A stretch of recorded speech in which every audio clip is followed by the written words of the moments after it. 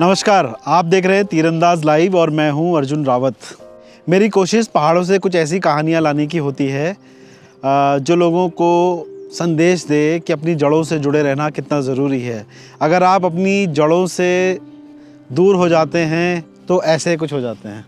इस घर को देखिए, क्या हाल हो गया। कितना शानदार घर रहा होगा, ये मैं इसकी कल्पना कर सकता हूँ। और इस घर की एक कहानी है जिसको बताने के लिए अभी हम बात करेंगे बाल गोविंद रतुड़ी जी से।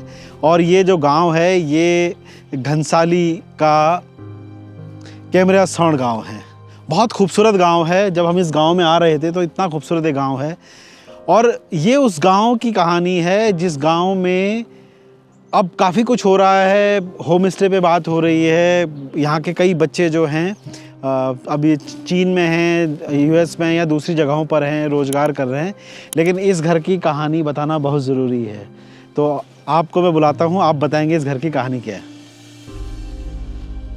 जब मैं पहाड़ों में ऐसे उजाड़ घरों को देखता हूँ ना, तो यकीन मानिए बहुत दुख होता है।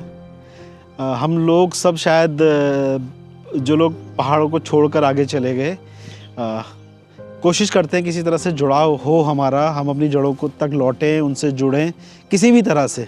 लेकिन जब इस तरह के घर देखते हैं तो बहुत दुख होता है। इस घर की एक कहानी है और ये घर देखने में लग रहा है कि काफ़ी बड़ा घर रहा होगा। क्या कहानी है, थोड़ा सा इसके बारे में बताइए। ये घर जो है 6 वास मकान था, काफ़ी बड़ा मकान है। 6 वास माने वाला 6 खंड? 6 खंड, हाँ।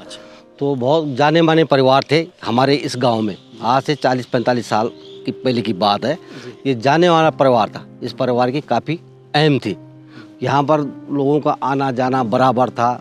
इनका चाय का बर्तन 24 घंटा बाहर गर्म में रहता था। जो भी आते इनके घर में ज़्यादातर लोग आते थे क्यों माना हुआ परिवार था। लेकिन आज की डेट में इस परिवार में उसके बाद इन्होंने यहाँ से पलायन कर दिए। छिद्रवाले गए, ऋषिकेश गए।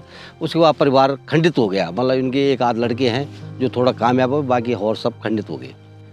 तो ये पलायन क्यों किया? मतलब उस समय काम नहीं था या आप कह रहे हैं कि प्रतिष्ठित परिवार था, जाना माना परिवार था, तो पलायन करने की क्या जरूरत है? पलायन तो इन्होंने इसलिए किया कि वो कोई आर्थिक तंगी हो गई, कुछ कारण हुआ जिस करके इन्होंने पलायन किया यहाँ से। उसके बाद ये नीचे चले गए, छिद्रवाले में लिया इन्होंने। छिद्रवाले में ज़मीन ली और वहाँ भी इनकी बच्चे कुछ कामयाब हुए, कुछ नाकामयाब हुए, जिन्होंने तोड़ करके ज़मीन को बेच के अपना इधर उधर कर दिया। इस घर को आबाद से वीरान होते हुए आपने देखा है। हाँ। कितनी एज रही होगी आपकी जब यहाँ चहल पहल होती? तो उस समय लगा लो कि मेरे जो है उस समय 7-8 साल रही होगी। 7-8 साल। बहुत दूर दूर से लोग आते थे? हाँ, बहुत दूर से आते। हम भी अक्सर आते थे, बैठते थे, क्योंकि यहाँ पर आने का आगमन था। पहले जो रास्ता था ना, तो रास्ता पहले हम लोगों का क्या था कि नीचे पुल है, ये पैदल पुल है, वहाँ से जाते थे, पैदल का रास्ता था। फिर यहाँ से भी एक रास्ता था गाड़ी का। उस समय रोड नहीं थी, ये रोड नहीं थी, पैदल रास्ता, आगमन ज़्यादा था लोगों का, जो इधर से आते उधर से आते, इन्हीं रास्तों पे चलते थे लोग। तो ये माना हुआ परिवार था हमारे गांव में, श्रेष्ठ परिवार।